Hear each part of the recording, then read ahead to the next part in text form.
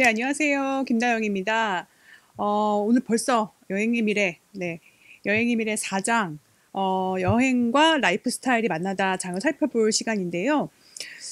이 4장 같은 경우는 특히나 인스타그램에서 여행의 미래 서평을 남겨주셨던 분들이 4장을 많이 인용을 해주셨거든요. 그러니까 4장이 어떤 얘기냐면, 여행 산업이 다른 분야의 산업과 어떻게 만나고 있는지, 그리고 어떻게 보면 여행과 그 라이프 스타일 산업이 같은 소비자를 공유하고 있잖아요. 그래서 이 밀레니얼 세대의 특징을 어떻게 보면 다른 산업과 여행의 결합 속에서 되게 잘 알아볼 수 있는 또 그런 현상이 있습니다. 그래서 그 트렌드를 짚어본 게 바로 4장인데요. 역시나 서평에서 좀 많이 언급을 해주셨던 부분들을 먼저 짚어보고 최근에는 코로나 이후에는 또 그 현상들이 어떻게 나타나고 있는지 소개를 좀 해드릴까 합니다.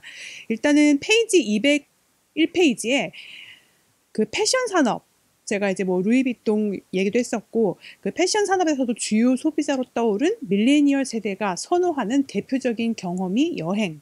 그래서 패션과 뷰티와 같은 소비재 브랜드들이 자유, 힐링, 해방감과 같은 여행에서 느껴지는 다양한 이미지들을 발빠르게 끌어오고 있다. 이런 내용을 제가 썼었고요. 그리고 245페이지에서 기술의 발전으로 인간의 단순 노동이 기계로 대체된 대신 더 많은 정신 노동이 요구될 미래에는 웰니스, 여행 시장이 계속 커질 것으로 예상된다.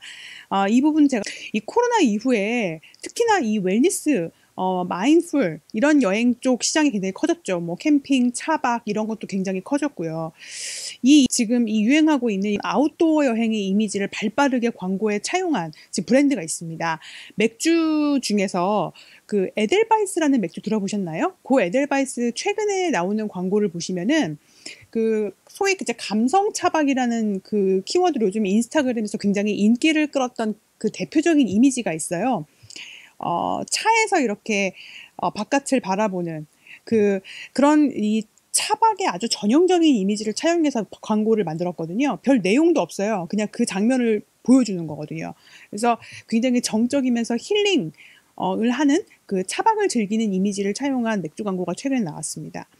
그리고 제가 그 204페이지에 보면요. 미식에 대한 얘기를 제가 또 소개한 부분이 있습니다. 그러니까 미식과 관광, 사실 요즘은 뗄래야 뗄 수 없는 부분이죠. 그래서 이 밀레니얼 미식 관광이 결국 인증샷, 기록과 공유로 이어진다는 부분을 제가 책에다 썼었습니다. 실제로 이 젊은 세대의 여행 문화에서 푸드 투어리즘이 급부상한 이후에는 가성비 좋은 인증샷의 역할이 큰 것으로 여겨진다.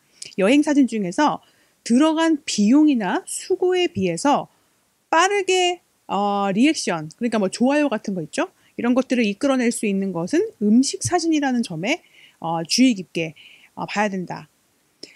제가 요즘에 그 20대 사회초년생들 분들하고 만날 때마다 제가 물어봅니다. 요새 여행을 어떻게 가시냐고. 그러면은 이 친구들이 빼놓지 않고 하는 얘기들이 있어요. 그러니까 뭐 여행에서 하루 3끼를 먹는다고 하면 그 중에 한 끼는 사진 찍을 만한 메뉴를 먹는다. 이런 얘기도 많이 하고요.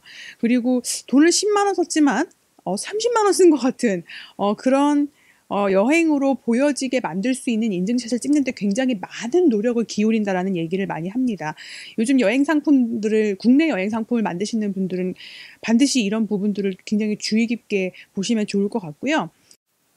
제가 또 하나 예를 들면 우리가 그 기존에 이제 계절 여행이라고 하면 뭐 봄에는 벚꽃, 가을에는 단풍 약간 이런 게 공식이었잖아요.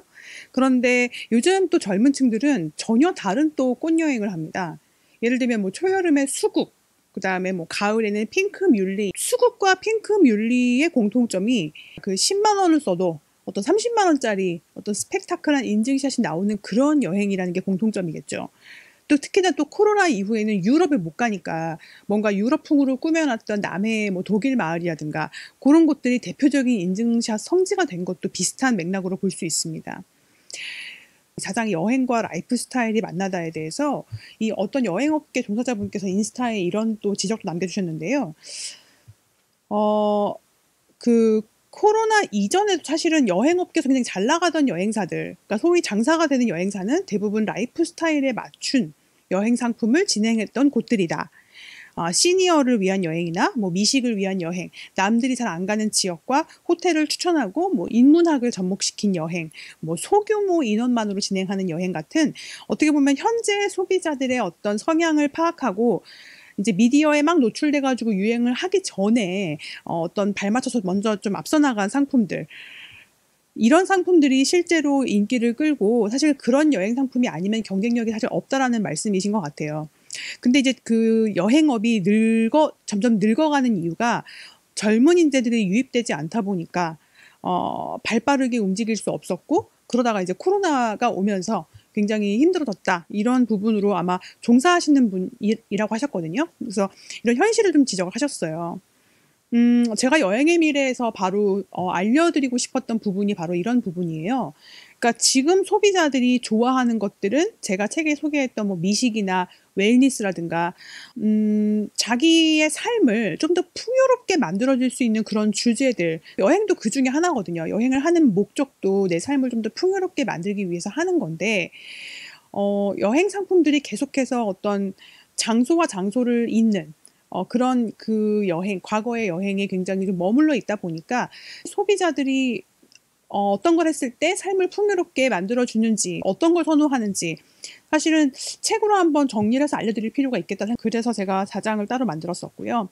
다음 주에는 마지막 5장, 여행에서 새로운 기회를 찾고 싶은 분들에게 제가 이제 커리어 부분에서 좀 안내를 해드렸던 그런 부분인데, 이 5장이 어찌 보면은 좀 코로나 이후에 가장 급변하는 부분인 것 같아요. 그래서 다시 말해서 여행 산업에서 현재 지금 어떤 직업이 사라지고 있고 어떤 직업이 새로 생겨날지 이런 부분인데요. 이 5장이 어떻게 보면 여행 트렌드가 아니라 개인의 좀 브랜딩에 대한 말씀도 많이 드리다 보니까 거기서 영감을 얻었다고도 많이들 말씀해 주셨어요. 그래서 다음 주에는 이 5장을 소개하면서 코로나 이후에 이 관광 분야의 취업이나 이직이나 창업을 현재 준비를 하고 계신 분들을 위해서 어떤 것부터 좀 준비를 해야 되는지 다음 주에는 좀 그런 내용도 좀 같이 다뤄보도록 하겠습니다. 오늘 4장 여기서 마무리하겠습니다. 다음 주에 뵙겠습니다.